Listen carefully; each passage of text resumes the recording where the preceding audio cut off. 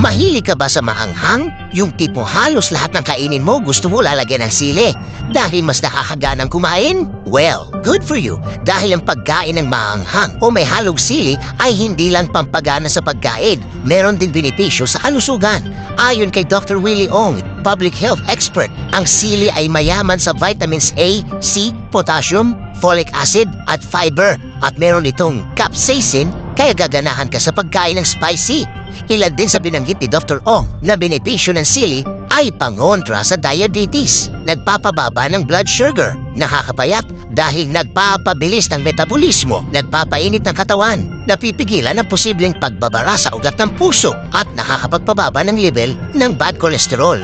Bukod dito, pinaluluwag din ng sili ang baradong ilong dulot ng sipon at sinusitis. Nakakalis ng sakit sa katawan dahil sa sangkap na capsaicin, maaaring gamiting pamahid sa